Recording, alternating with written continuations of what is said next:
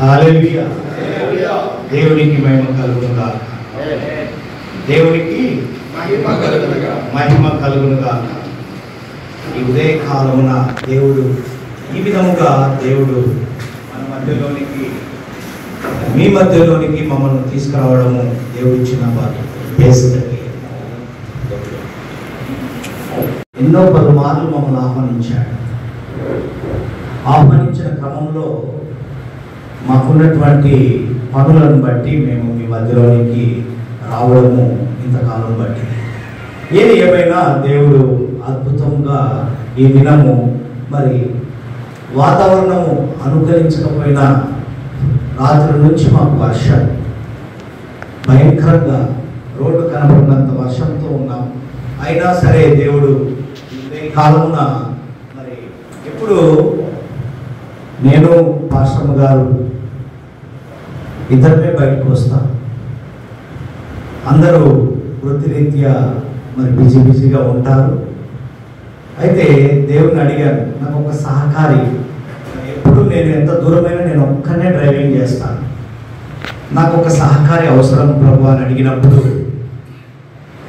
తోటి మరి సేవ చేయాలని ఆశ కలిగినటువంటి బ్రదర్ను నాతో ముందుకు నడిపించాడు. మరి కొద్ది కాలం నుంచి మాతో జర్నీ చేస్తూ మాకు కొంచెం సహకారిగా ఉంటూ మరి దేవుని పని ఎలా ఉంటుందో చూసి నేర్చుకుంటూ ఆ పరిచర్య విధానంలోనికి వెళ్తూ ఉన్నాడు. మరి బ్రదర్ను బట్టి కూడా వందనాలు తెలియజేస్తున్నాను. మరి ఈరోజు మీ మధ్యలోనికి దేవుని ఏర్పాటులో దేవుని అడిగారు, ప్రభువా మీరు నడిపిస్తున్నారు, మరి అక్కడ దైవజనులు ఉన్నారు, విశ్వాసులతో మాట్లాడేది ఒక ఎత్తు, అవునా? మనమందరం తోటి పని వాళ్ళు. విశ్వాసులతో మాట్లాడేది ఒక ఎత్తు, దైవజనులతో మాట్లాడేది ఒక ఎత్తు. ఒక దైవజనుడు ఇలాగే ఒక దగ్గర మాట్లాడుతున్నప్పుడు, ఓ సిద్ధేనా నేను అంతకంటే ఆయన కంటే ఎక్కువ బాగా చెప్తా, ఆయన ఏమి చెప్పేదని పిలిచిన పాస్టర్ అన్నాడు. కానీ మీరు అలాంటి వారు కాదు. ఏది ఏమైనా మనం దైవజనులం కదా, మనం ఎప్పుడు కూడా ఎలా ఉండాలి? స్టూడెంట్స్, నేర్చుకునే వారిగా మనం ఉండాలి. ఎంత పెద్ద హోదా కావచ్చు, ఎంత పెద్ద ఉన్నత స్థితిలో ఉన్నా నేర్చుకునే వారిగానే ఉండాలి. హల్లెలూయా. మనకు ఎక్కువ సమయం లేదు కాబట్టి నేరుగా మనం వాక్యంలోనికి వెళ్దాం. ఈ దినం అంటున్నాడు, ప్రవచనాన్ని ఎత్తి పట్టుకొని వాగ్దానాన్ని ఎత్తి పట్టుకొని ఉండే జీవితం కావాలని దేవుడు అంటున్నాడు. అందుకే పౌలును మన మధ్యలో పెట్టాడు. ఇక్కడ వాగ్దానము మధ్య నెరవేర్పుకు హింస జరుగుతుంది. ఏం జరుగుతుంది? వాగ్దానానికి నెరవేర్పు, ఆ నెరవేర్పు మధ్యలో ఒక హింస. ఆ హింస ఏంటి? సమస్య. ఆ హింసను జయించాలి అంటే ఏం కావాలి నీకు? దేవుడితో ఆ వాగ్దానం ఇచ్చావయ్యా, వాగ్దానం నెరవేర్పు ఏంటని దేవుడితో అడుగు, దేవుడితో పోరాడు. లోకంతో కాదు, మనుషులతో కాదు, సంఘంతో కాదు, నీతో ఉన్నవారితో కాదు, తోటి దైవజనులతో కాదు. నీకై నువ్వు నిలబడే సత్తా నీలో ఉండాలి. ఒక యూనిటీ మంచిదే, యూనియన్ అంతా మంచిదే, కానీ ఆయన చేస్తాడులే ఎండ్రకాయ టైప్ ఉందో, ఎండ్రకాయ అంట అది ఎక్కదు ముఖను ఎక్కడి, ఆ టైప్ ఉండొద్దు. మనం ఎక్కే సత్తా ఉండాలి, పారిపోయే సత్తా ఉండాలి. అంటే పారిపోయే అంటే సేవకు పారిపోయి కాదు, అనుకూల సమయంలో జ్ఞానం కలిగి. పౌలు భక్తుడు ఇన్ని చేసిన వ్యక్తి ఎంత ఎక్స్పీరియన్స్ ఉండదండి, తప్పించుకోవాలా? కానీ అక్కడ అవసరం కిటికీలో నుండి అంటే డైరెక్ట్ పోవచ్చు ఆయన, కానీ మార్గం దేవుడు అది చూపించాడు. నీవు కూడా ఈ దినము ఆ జ్ఞానం కలిగి ఉండుగాక. హల్లెలూయా. పౌలు భక్తుడికి జరిగిన ప్రతి హింస ఒక సాక్ష్యంగా మారిందా? పౌలు భక్తుని జీవితంలో జరిగిన ప్రతి సంఘటన ఒక సాక్ష్యం. ఈరోజు మన జీవితంలో కూడా జరిగే ప్రతి సమస్య, హింస, బాధ ఒక సాక్ష్యంగా మారునుగా. దేవునికి మహిమ కలుగునుగా. ప్రియమైన దేవుని సంగమా, చూడండి 12వ అధ్యాయంలోనికి రా.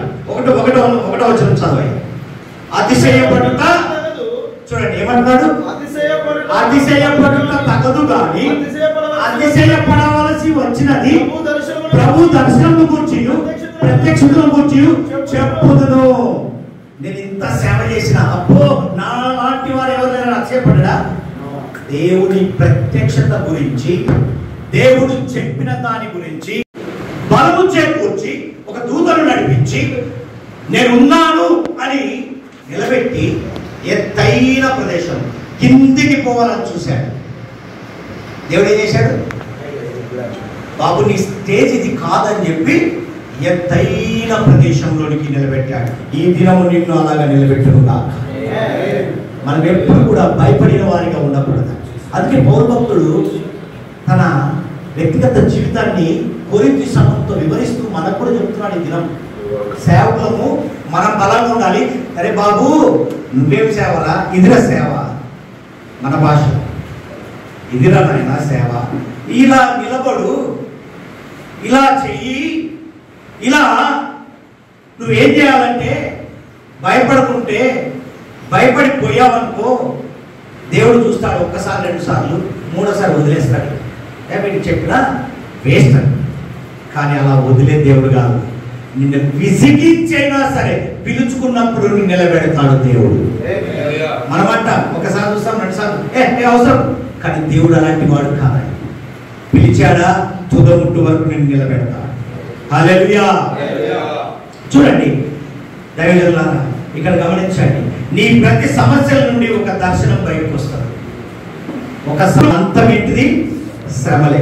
మన అంతము శ్రమలు జయించినప్పుడే మన అంతముకు అవి అడ్డును. ఈరోజు గమనించు. ఈరోజు శ్రమ వచ్చింది, నా పైన అయిపోయిందని నువ్వు అనుకుంటున్నావేమో. శ్రమ వచ్చినప్పుడే నువ్వు నిలబడాలి. పౌలు భక్తుడికి ఇన్ని శ్రమలు వచ్చాయి. ఇంకొకడైతే ఏం చేస్తాడండి? ఈ సేవ వద్దురా బాబు అని చెప్పి లోకంలో అట్లా పోయిన వారు కూడా ఉన్నారండి. జాగ్రత్త సుమా. నువ్వు మటుకు నువ్వు ఈ దినం ఆలోచన చేయి. సేవకుడిగా నేను పిలుచుకున్నాడు, నమ్మాడు, బాధ్యత ఇచ్చాడు. నీ కష్టాల నుంచి మహిమగల అద్భుతాలు జరుగుతాయి అనే ఒక నమ్మకమైన విశ్వాసం నీలో బలపడ్డప్పుడే నువ్వు విశ్వాసాన్ని నిలబెట్టగలవు, సంఘాన్ని నిలబెట్టగలవు. అంతేగాని నేనే బలహీనుడండి, సేవకుడే బలహీనుడండి, మన బలహీనత ఆయనకి ఎందుకు రుద్దడం అని విశ్వాసం ఏం చేస్తారు? మా సేవకుడు చాటు ఏమైతే డప్పు కొట్టేస్తారు, చాటింపు జరిగిపోతుంది. అప్పుడు నీలో ఉన్న దేవుని అద్భుతము మరుగున పడిపోతుంది. నీకై నువ్వే మరుగు చేస్తున్నావు దేవుని. దేవుని క్రియలు, కార్యాలు, అద్భుతాలు నీ వలన బయటికి రావాలి. నీ సమస్య వలన కాదు.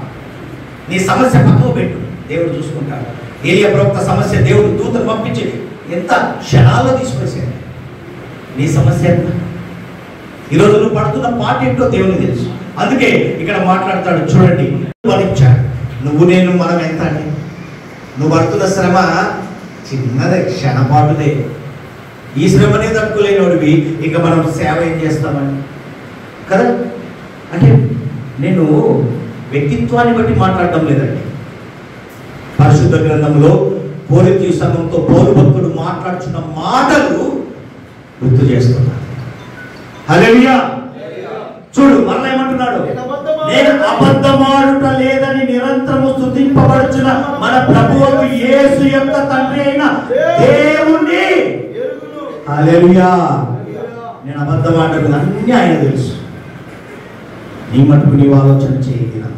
నువ్వు పడుతున్న శ్రమ దేవునికి తెలుసు. దేవుని తెలియదా? నేను ఎన్నుకున్నప్పుడే దేవుడు తెలుసా అండి. నువ్వు రా, నన్ను వెంబడించు అని పిలిచాడు. ఎవరిని పిలిచాడా? చేపలు పట్టే అయ్యా అన్నాడు. అరే అన్ని వదిలిపెట్టి రారా నాయన అన్నాడు. వచ్చిన తర్వాత సాక్షిగా నిలబెట్టాడు. హల్లెలూయా.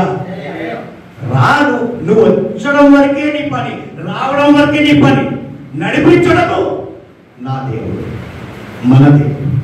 హల్లెలూయా. చూడండి ఇక్కడ అంటున్నాడు, ఏమంటున్నాడు? దమస్కులో అరెతాను రాజు క్రింద ఉన్న అధిపతి నన్ను పట్టగోరి కావలి నుంచి దమస్కీయుల పట్టణంలో భద్రము చేశాను. అప్పుడు నేను చదవాలి, పాఠశాలకు అవసరం. అప్పుడు నేను కిటికీ గుండా గోడ మీద నుండి గంపలో దింపబడి అతని చేతిలో నుండి తప్పించుకొని పోతిని. వివేచన జ్ఞానం అవసరం. ఇరుక్కోవడం కాదు, తప్పించుకునే జ్ఞానం కూడా. మరి అన్ని శ్రమలు పడ్డాయన ఎదురుగా నిలబడొచ్చు కదా, నిలబడొచ్చా? సమయాన్ని బట్టి యేసుక్రీస్తు ప్రభువారు కూడా, అవునా, మనం సేవకులం, మన నోట్లోనే ఉండాలని.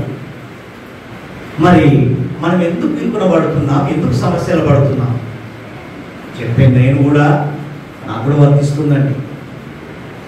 సమస్య అనేది మనకు, కానీ సమస్య అనేది దేవునికి. అది ఒక చిహ్నం, అది ఒక గుర్తింపు సమస్య.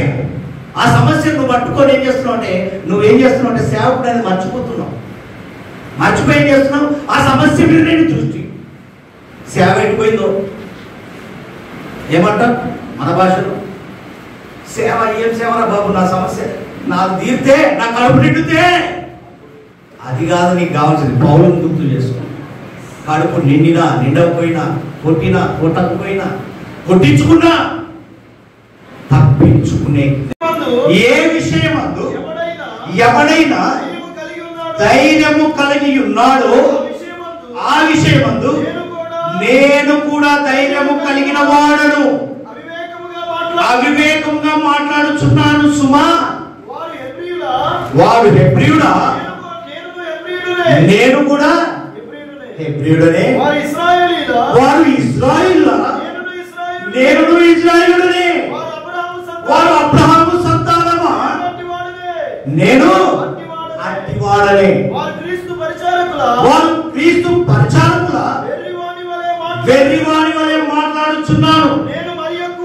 నేను మరి ఎక్కువగా క్రీస్తు పరిచారకుడను, మరి విశేషముగా ప్రయాసపడితిని.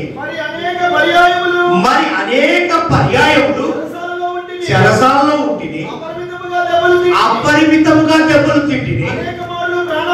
అనేక పర్యాయములు ప్రాణాపాయంలో ఉంటిని. యూదుల చేత 5 మారులు, ఒకటి తక్కువ 40 దెబ్బలు తింటిని. 3 దెబ్బలతో కొట్టబడితిని. ఒకసారి రాళ్లతో కొట్టబడితిని. 3 ఓడ పగిలి శ్రమపడితిని. ఒక రాత్రి పగలు సముద్రములో గడిపితిని. అనేక పర్యాయములు ప్రయాణములను, నదుల వలన ఆపదలోను, దొంగల వలన ఆపదలోను, నా స్వజనం వలన ఆపదలోను, అన్య జనములైన ఆపదలోను, పట్టణములలో ఆపదలోను, అరణ్యముల ఆపదలోను, సముద్రముల ఆపదలోను. హల్లెలూయా. ఇంకేందండి ఇక చెప్పండి. ఇంకా అంతకు మించి మనం చేస్తున్నాము సేవ. అంతకు మించి పౌలు భక్తుని కంటే ఎక్కువ చేస్తున్నామా? పౌలు భక్తుడు భరించిన దానికంటే ఇక్కడ ఏమన్నా ఎక్కువ భరించామా? ఎందుకు చెప్తున్నాడు ఈ భక్తుడు? అలా చెప్తున్నాడు, వెరివాళ్ళరా, మీకు అంతకు మించి నేను భరించి సేవలోకి వచ్చా అంటే. ఇక్కడ కూర్చున్న మనము కూడా సేవ పరిచయం అంటే ఆషామాష కాదు, అన్నింటిని భరించి. అంటే పౌలు భక్తుడు హెచ్చరిస్తున్నాడు, ఈరోజు లోకానికి తెలియజేస్తున్నాడు, నువ్వేంటో తెలియజేస్తున్నాడు. చెప్తున్నాడు ఆయన, భరించాల్సినన్ని భరించి భరించి భరించి వెరివాని వల్లే మాట్లాడుతున్నాడు అనుకుంటున్నామేమో. ఇవన్నీ ఎక్స్పీరియన్స్ రా బాబు. హల్లెలూయా. దేవునికి మహిమ కలుగును గాక. చూడండి 27వ వచనం వచ్చేసరికి, ప్రయాసముతోను కష్టములతోను తరచుగా జాగారములతోను ఆకలి దప్పులతోను తరచుగా ఉపవాసములతోను చలితోను దిగల్పడంతోను ఉంటిని. ఇంకా చెప్పవలసిన అనేకములు ఉన్నాయి.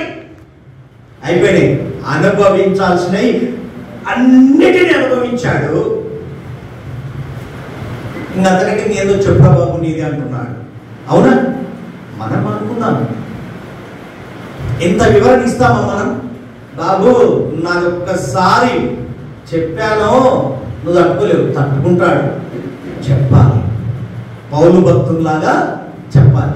శ్రమ అర్థం కాక అటు ఇటు తిరుగుతున్న నీకు నాకు పౌలు భక్తుడు ఈరోజు ఈ మధ్యాహ్న సమయంలో హెచ్చరిస్తున్నాడు. శ్రమ అంటే అది కాదురా బాబు, ఇది శ్రమ. ఈ శ్రమకు మించి నువ్వు భరించావా అని అడుగుతున్నాడు. చూడండి అక్కడ, ఇవియుగాక సంఘములన్నిటిని గూర్చిన చింతయు అదిరా బాబు. అస్సలుకు వచ్చాడుగా, మనకు కావాల్సింది ఇవన్నీ ఒక ఎత్తు అయితే సంఘాన్ని భరించేది ఒక ఎత్తు కదా. బయట ఏమంటాం, ఇంత గెలిచి కొంచెం సౌండ్, ఇంత గెలిచి అది అంటే సంఘములో గెలిచి. ఈ దినం సేవకులారా బాగా గమనించండి, సంఘంలో గెలిచినప్పుడే బయట గెలుపు పొందగలము. హల్లెలూయా. చూడండి ఇక్కడ అంటున్న మాట, ఇవియుగాక సంఘము చింతయు కలదు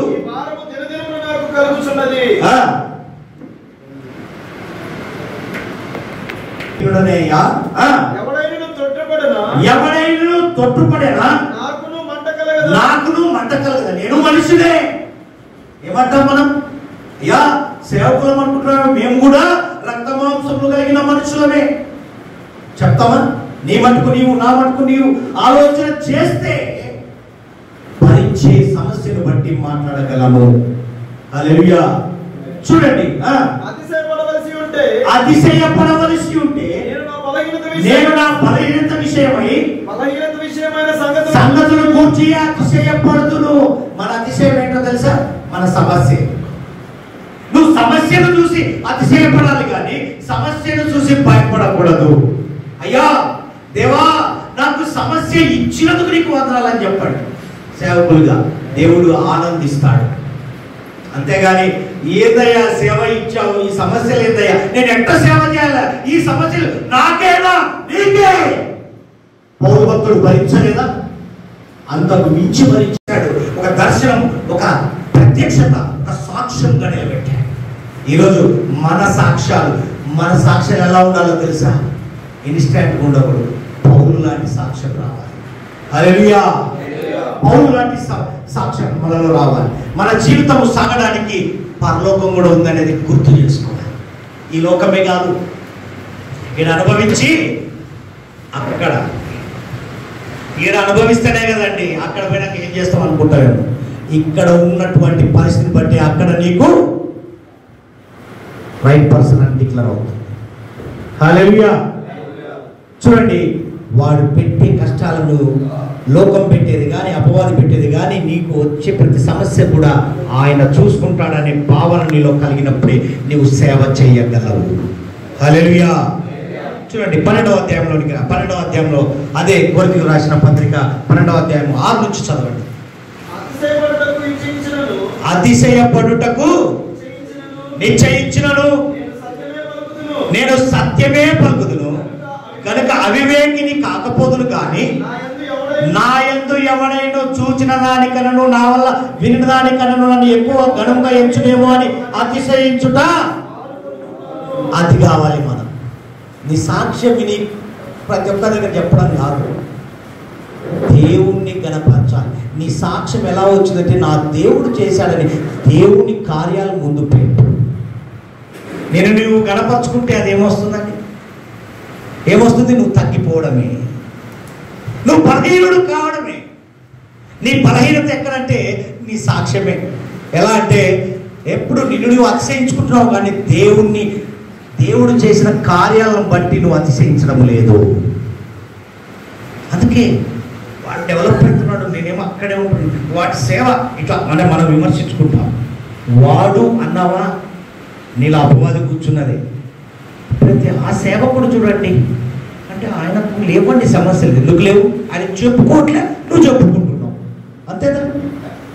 మన మాటకు మనం. ఆయన ఏమంటున్నాడు? ఆయన చెప్పుకోవట్లేదు, ఆయన దేవునితో చెప్పుకుంటున్నాడు, సక్సెస్ అవుతున్నాడు. నువ్వు మనుషులతో చెప్పుకుంటున్నావు, తోటి వారితో చెప్పుకుంటున్నావు. నువ్వేం చేస్తున్నావు?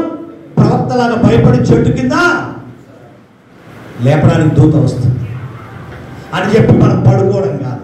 ప్రార్థించాలి, ప్రార్థించాలి, ధ్యానించాలి. హల్లెలూయా. చదవండి. నాకు కలిగిన ప్రత్యక్షతలు బహు విశేషముగా ఉన్నందున నేను అత్యధికంగా హెచ్చుకుపోకుండా నిమిత్తము నా శరీరంలో ఒక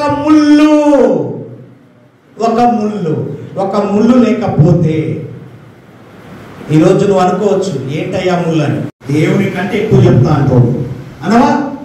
హల్లెలూయా. చదవండి. నేను అత్యధికంగా హెచ్చిపోకుండా నిమిత్తము నన్ను నరకగొట్టుటకు సాతాను యొక్క దూతగా ఉంచబడెను. హల్లెలూయా.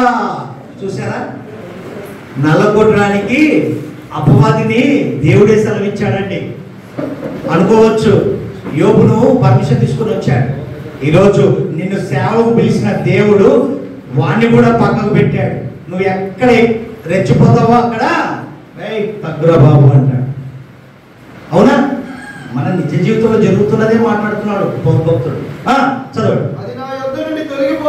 అది నా యొద్ద నుండి తొలగిపోవాలని దాని విషయమే ముమ్మారు. అది కావాలి మనకి. ఏది కావాలి? ముమ్మారు దేవుణ్ణి, అయ్యా నా అతిశయం నువ్వే, నేను కాదు. తగ్గింపు ఎప్పుడైతే వస్తుందో అప్పుడే హెచ్చింపబడుతుందా. పౌలు భక్తుడు ఇంత ఎక్స్పీరియన్స్ ఉంది, ఇంత అనుభవం ఉంది, ఆయన చేయాలంటే ఏదైనా చేయొచ్చు. కానీ దేవుడిని అడుగుతున్నాడు, ముమ్మారు ప్రార్థించాడు. మనకు లేదే, ఉదయం లేస్తే ప్రార్థన కూడా ఇప్పుడు ఇన్స్టాంట్ అయిందండి. నిలబడి లేదా అసలు ప్రార్థించే దాఖలా లేదండి. సమస్య వచ్చినప్పుడు ప్రార్థిస్తావా? రండి రండి రండి, ఆగిపో ఇడిపో. ఎక్కడికి పోతావు? ప్రార్థన చేయి. నువ్వు ప్రార్థన చేస్తే అక్కడ కార్యాలు జరుగుతాయి. నువ్వు నమ్మితే, అమ్మా నువ్వు నమ్మితే అంటాడు కదా. మనకే నమ్మకం లేదు, ఆడికి పోతే అవుతుందంటావా? అండ్ ఓకే కదా, అవుతుందంటావా అనే ధోరణిలో జీవిస్తున్నాం. కానీ అవుతుంది, మన దేవుడు ఉన్నాడు, మనతో ఉన్నాడు, మనకు ఒక నాయకుడు ఉన్నాడు, ఆ నాయకుడిని సహకరిద్దామనే గుణము లేదు. ఆ నాయకుడిని ఏమంటాం? తింటాడో తింటే తిన్నాడు, కష్టపడ్డప్పుడు పనివాడు జీతానికి సహకరించాలి. వీలైతే మోటివేషన్ చేద్దాం, అంతేగాని వెనక్కి లాగకూడదండి. వెనక్కి లాగేవా నువ్వు పడిపోతావు. అందుకే పౌరభక్తుడు ధైర్యంగా చెప్తున్నాడు, ఏది ఏమైనా ఆయనకే మహిమకారంగా జీవించుదాం. హల్లెలూయా. చదవండి. అందుకు నా కృప నీకు చాలును, బలహీనత యందు నా శక్తి పరిపూర్ణమగుచున్నది ఆయన నాతో చెప్పెను. కాగా క్రీస్తు శక్తి నా మీద నిలిచియుండు నిమిత్తము విశేషముగా నా బలహీనత యందే బహు సంతోషంగా అతిశయపడుదును. హల్లెలూయా. బలహీనత ఉంటే అతిశయపడాలి, కానీ బలం ఉంటే అతిశయపడొద్దండి. ఆ బలం ఎక్కడి నుంచి వచ్చింది? ఆయన ఇచ్చింది. భలే ధైర్యవంతుడు. ఎక్కడ వచ్చింది ధైర్యం? నువ్వు 10 మంది అనుకుంటే ధైర్యం రాదు. దేవుడు ఉంటేనే ధైర్యం వస్తుంది. 100 మంది నా అనుకున్నారండి, 200 మంది నా ఎవరు ఏం చేయాలండి? గట్టిగా ఏదైనా టపా అన్నదంటే ఫలా ఒక్కడే మిగులుతావు.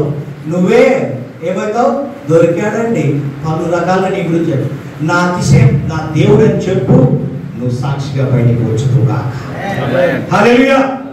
చూడండి ఇక్కడ ఏమంటే నీ సమస్య అభిషేకములకు దారి తీస్తుంది.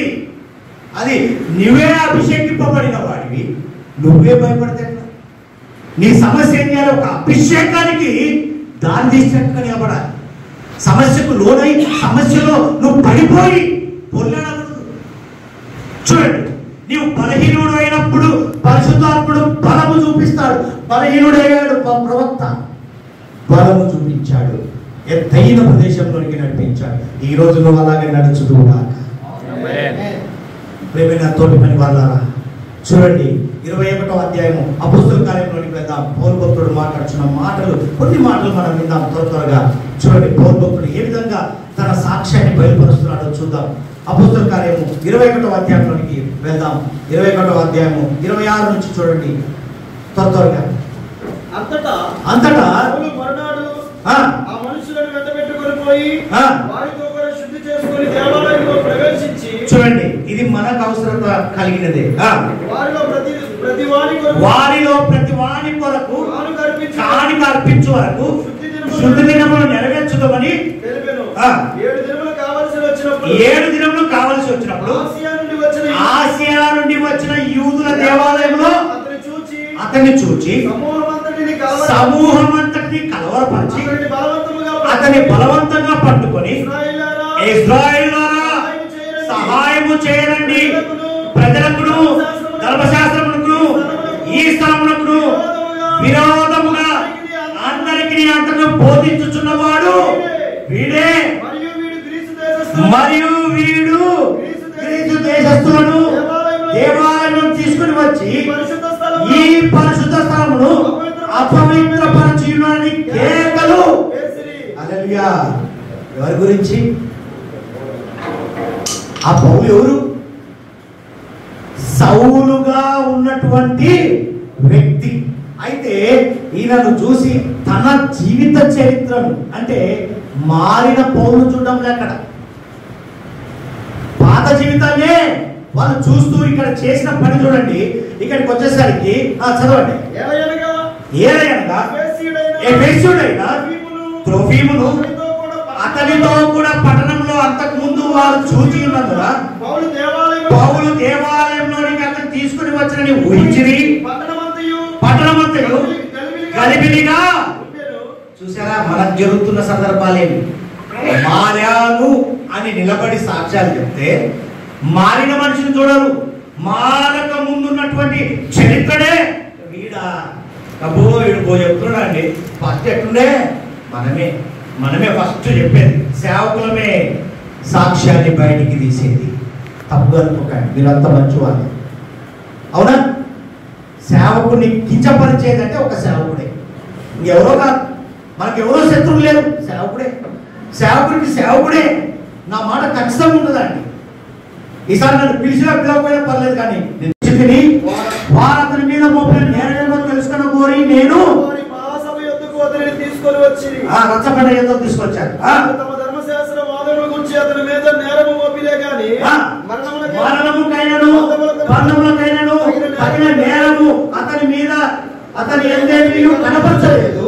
అయితే వారు ఆ మనుషుల మీద కుట్ర చేయన ఉన్నారని నాకు తెలియవచ్చినందున వెంటనే అతని యొద్దకు పంపితిని. నేరము మోపిన వారు కూడా అతని మీద చెప్పవలనని సంగతిని ఎదుట చెప్పుకొని ఆజ్ఞాపించితిని. ఎవరు చెప్తున్నా? ఆయన శాస్త్రాలు నాయకుడు చెప్తున్నాడు, పౌలుతో వివరిస్తున్నాడు. బాబు నీ మీద నాకు ఎటువంటిది లేదురా. వాడు చెప్తే ఈరోజు మనం కూడా అంటాడు, అయ్యా నీ మీద నాకు ఎటువంటి లేదు, నీ మీద నేను చెప్పాలని చెప్పలే. అగో ఆయన చెప్పమంటే ఆ దూరం నడుస్తున్నావేమో, జాగ్రత్త. హెచ్చరిస్తున్నాడండి. ఈ దినం పౌలు భక్తుని ద్వారా ఆయా కార్యక్రమాలు జరిగాయి, ఆయా హింసలు జరిగాయి, ఆయా సమస్యలు వచ్చాయి. నీ సమస్య ఎంత? నా సమస్య చూడు, నేను నిలబడ్డ విధానం చూడు అని పౌలు భక్తుని దర్శనం, పౌలు భక్తుని సాక్ష్యాన్ని, ప్రత్యక్షతను మన ముందు కనపరుస్తున్నాడు మన దేవుడు. హల్లెలూయా. చూసారా? నీకు ఎక్కువ నీ బంధకాలు నిన్ను కాపాడతాయి తెలుసా? నువ్వు అనుకోవచ్చు, అయ్యా మస్తు వస్తున్నాయి నాకు, అవే నీకు సేవ్. దేవునికి మహిమ కలుగును గాక.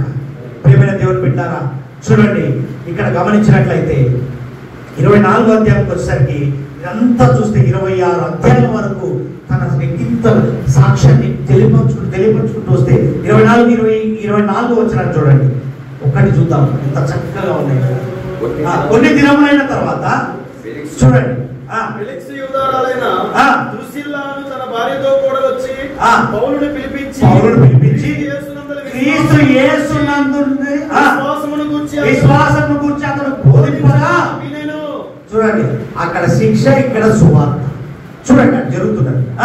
అప్పుడు అతడు నీతిని గూర్చి, ఆశా నిగ్రహమును గూర్చి, రాబు విమర్శను గూర్చి ప్రసంగించుచుండగా ఫెలిక్స్ మిగుల భయపడి ఎప్పటికి ఎలుము, నాకు సమయమైన నిన్ను పిలవనిప్పునని చెప్పాను. తర్వాత పౌలు వలన ఆశించి మాటి మాటికి అతను పిలిపించి అతనితో సంభాషణ చేయించుట కూర్చుండెను. హల్లెలూయా. చదవండి, లాస్ట్ మనకు అవసరం. 2 సంవత్సరాలైన తర్వాత 2 సంవత్సరాలైన తర్వాత ఫెలిక్స్కు ప్రతిగా పోర్కియు వేస్తూ వచ్చిన ప్రమోషన్ వచ్చి వెళ్ళిపోతున్నాడు. అప్పుడు ఫెలిక్స్ యూదుల చేత మంచివాడు అనిపించుకోవాలని కోరి పౌలును సువార్త విన్నాడు. అంటే ఆయన చూసారా, ఆయన చెడ్డగాలే, పాపం నువ్వు మంచివాడని తెలుసు, కానీ నా పరిస్థితి నా అతిశయం అనుకున్నాడు.